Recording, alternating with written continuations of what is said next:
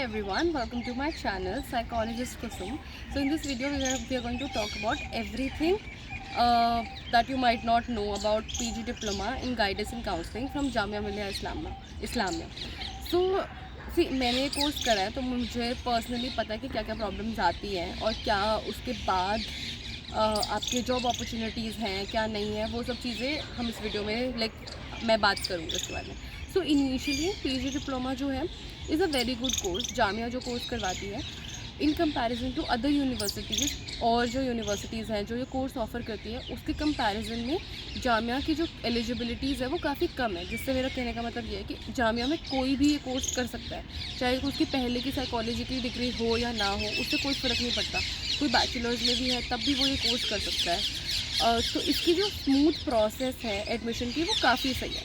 तो ये एक एडवांटेज है अगर आपको एक पर्टिकुलर साइकोलॉजी में डिग्री लेनी है और आपके पास पहले की कोई मास्टर्स या बैचलर्स नहीं है साइकोलॉजी में.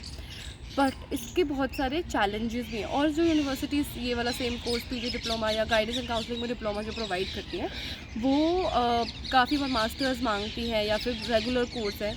वो सब चीज़ें जामिया के साथ नहीं है. आपका पार्ट टाइम कोर्स होता है, डिस्टेंस कोर्स होता है और आपको गाइडेंस एंड काउंसलिंग में डिग्री मिल जाती है. डिग्री से मेरा मतलब है कि गाइडेंस एंड काउंसलिंग में डिप्लोमा मिल जाता है और यूनिवर्सिटीज़ में ऐसा नहीं है. जामिया जो बोलता है वो ये है कि ये एक साल का कोर्स है, but this is what it is कि एक साल का कोर्स नहीं है तो ये लाइक पेपर्स पे एक साल का ही, बट जो पूरा प्रोसेस है उसको होते होते आराम से जामिया अपने कंफर्ट में 2 साल लगा देते हैं. So they are very, I would say the process is not very smooth. They take lot of time with the admission process, then a lot of time about fees submission and classes जो हैं. Third part is classes जो हैं वो बिल्कुल भी regularly नहीं होती है. क्लासेस होती हैं, नो डाउट अबाउट दैट, पर काफ़ी बार कैंसिल होती रहती हैं. So if you have schedule अपनी चीज़ें आपने शेड्यूल कर दी हैं कोई चीज़ें कि ठीक है मेरी क्लास होने वाली है, तो you might get to know the day itself कि भाई वो क्लासेस जो शेड्यूल हुई थी वो कैंसिल हो गई है. और जो क्लासेस भी होती है यार आपको पता ही है कि डिस्टेंस कोर्स है तो कितने टीचर्स उसमें इंटरेस्ट से पढ़ाते हैं और कितना ही नहीं पढ़ाते हैं. That you might have an idea as well. Now once all the classes and everything is done, then the fourth part is the process. So because it's a distance course you might not know exactly what is happening in the course क्योंकि आप regularly visit नहीं कर रहे हो.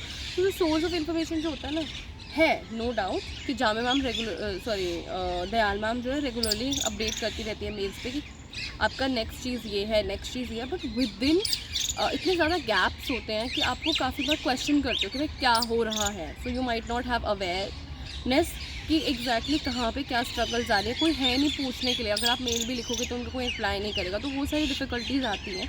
And in this case WhatsApp group does help, ऐसा नहीं है. But मैं बस यही सजेस्ट करूँगी कि उनकी इन्फॉर्मेशन को लास्ट इन्फॉर्मेशन नहीं मानना. इन्फॉर्मेशन सोर्स का हमेशा वही रखना है. Then the other problem is project work. Project work जो मिलता है वो आपको एंड में बताएंगे कि ये प्रोजेक्ट वर्क है. आपको उसमें कोई हेल्प नहीं करेगा, सिर्फ आपको बता दिया, एक पर्चा दे दिया कि भैया ये चीज़ें आपको करनी है. आपको ऑर्गेनाइजेशन खुद ढूंढनी है जहाँ पे आप प्रोजेक्ट वर्क से मतलब इंटर्नशिप सॉर्ट ऑफ 15 दिन की होती है.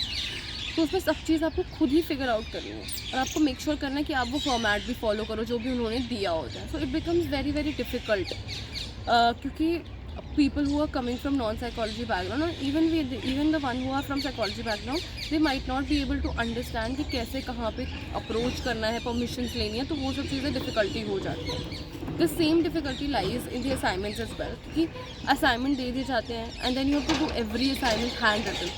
So these are things that no one tells you.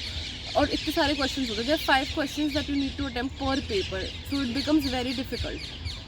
5 या 3 ऐसे करके कुछ है. 5 क्वेश्चन टोटल होते हैं, out of which 3 you have to do. And then comes the examination part. Examination part itself is not easy because everybody is going through after Jamia has taken so much time कि उनको 1 साल से 2 साल का बना दिया है. So it's already becomes too long.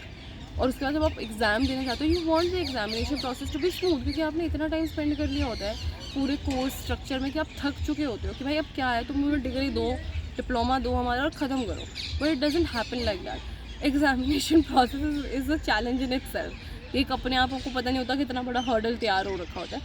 तो even if you register your self, it might be the case कि आपको शायद एडमिट कार्ड जनरेट नहीं होगा, या फिर आप रजिस्टर ही नहीं कर पाओगे एग्जामिनेशन के लिए, आपको बहुत सारी चैलेंजेस डिफ़िकल्टीज आएंगी, आपकी इन्फॉर्मेशन गलत होंगी। And then there are lot of things related to offline mode, online mode. काफ़ी बच्चों की दिक्कत आई थी कि उन्होंने भरा था ऑनलाइन और उनका ऑफलाइन हो गया है, तो बाद में वो चेंज नहीं कर सकते। तो ये सारी चीज़ें ना काफ़ी ज़्यादा डिस्टर्बिंग हो जाती है।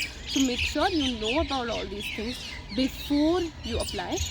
I have lot of short videos related to all the problems that people have faced and I personally have faced. So there are solutions as well. You can watch those videos to make sure कि वो आपको गलती ना करो. Bye. I hope this helps.